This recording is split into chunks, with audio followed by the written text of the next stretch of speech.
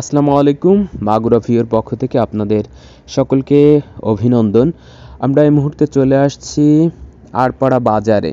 আড়পাড়া বাজারের সংলগ্ন যে ফটকি নদীটি রয়েছে, আমরা সেই ফটকি নদীর উপরে যে ব্রিজটি রয়েছে সেখানটাতে অবস্থান করছি। এই ফটকি নদীর উপরের যে ব্রিজটি রয়েছে এখানটাতে আসার প্রধান কারণটা হচ্ছে ফটকি নদীর উপরে নতুন একটা ব্রিজ হয়েছে এবং পুরাতন একটা ব্রিজ রয়েছে।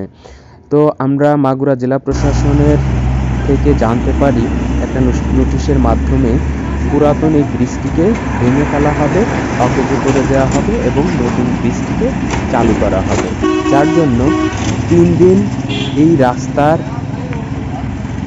মেন যে গাড়ি ঘোড়া চলাচল এটা বন্ধ থাকবে।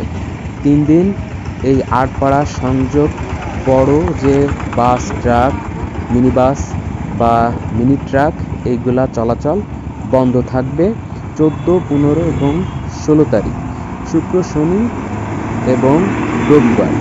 এই 3টা দিন এই আড়পাড়া সংযোগে যে রাস্তাটি রয়েছে বা যে ব্রিজটি রয়েছে এটাকে অকেজ করে দেওয়া হবে এবং নতুন করে একটি সংযোগ চালু করা হবে। যে নতুন ব্রিজটি হয়েছে সেটা আপনাদেরকে আমরা আড়পাড়া ব্রিজের অপোজিট সাইডটা দেখানোর চেষ্টা করছি। এখানকার চিত্র, এই চিত্রটা পরিপূর্ণ হয়েই এখানকার যে নতুন সংযোগ সেটা করা হবে, সেটারই একটা অংশ আপনারা দেখতে পাচ্ছেন।